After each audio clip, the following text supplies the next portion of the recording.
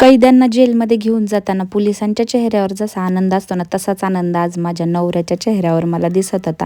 कारण कालच्या व्हिडिओमध्ये मी तुम्हाला सांगितलंच की ते सॅटर्डेला आम्हाला घ्यायला आले होते. सॅटर्डेचा त्यांनी मुक्काम केला आणि संडेला ते आम्हाला वापस घेऊन जाणार होते. आणि इथे बघा लेकरांनी लगेच आजीकडून मामाकडून खाऊ घेतला. तसं खाऊला तर काही कमीच नव्हती. 8-10 दिवस त्यांनी इतकं खाल्लंय ना दुकानातलं का बास, नाही म्हणलं तरी खायचेच ते, ऐकतच नव्हते. पण असो, आता हे 8-10 दिवसच असतात, नंतर थोडी भेटणार आहे म्हणून ते पण द्यायचे. आणि हे बघा आहोंच्या चेहऱ्यावर किती आनंद आहे. ते आम्हाला घ्यायला आले होते. तर आमचं मन होत नव्हतं, पण त्यांना तर फार आनंद होत होता आम्हाला घेऊन जाताना. तर फायनली आता आम्ही इथून बीडमधून निघालेलो आहोत.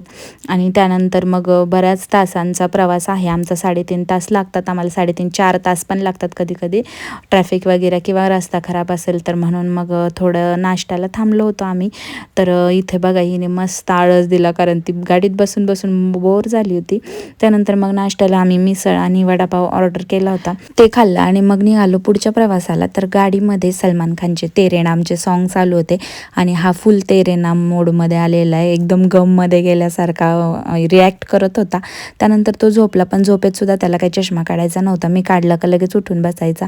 त्यानंतर मग फायनली येऊन पोहोचलो आम्ही नगरमध्ये. श्रद्धाला ड्रॉप केलं आणि काकांनी भीमाशंकरवरून त्याला असं गिफ्ट आणलं होतं, हे स्पायडरमॅनचं. तर त्यांना थँक्यू वगैरे बोललो, त्यांना बाय बाय केला आणि मग घराकडे निघालो. घरी आलो आणि हे सगळं सामान वगैरे काढून ठेवलं गाडीतून. अजून पण काढणं चालूच होतं. भरपूर सामान दिलं आहे मम्मीने या वेळेला पण. आणि मग त्यानंतर मग दुपारी आलो, आराम वगैरे केलं. मग फ्रेश वगैरे होऊन मी संध्याकाळी गेले होते बाजारामध्ये. भाजीपाला वगैरे आणायचा होता, कारण नेक्स्ट डेपासून पिल्लूचं स्कूल वगैरे चालू होणार होता. तर मग मला सगळं बाजार वगैरे भाजीपाला लागणारच होता टिफिनसाठी. त्यानंतर मग मी लगेचच तुळशीच्या लग्नाचं पण साहित्य होतं तिथं विकायला, तर ते पण घेतलं. मग घरी आले.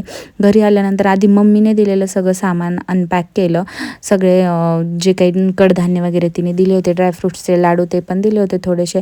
मग ते पण सगळं मी पॅक करून ठेवलं व्यवस्थित, सगळीकडे सॉर्ट आऊट करून ठेवलं. त्यानंतर मग जे काही मी आत्ता भाजीपाला घेऊन आले होते ते पण सगळं सॉर्ट आऊट केलं. निवडायच्या भाज्या लगेच निवडून घेतल्या. तर चला, असा होता माझा आजचा दिवस.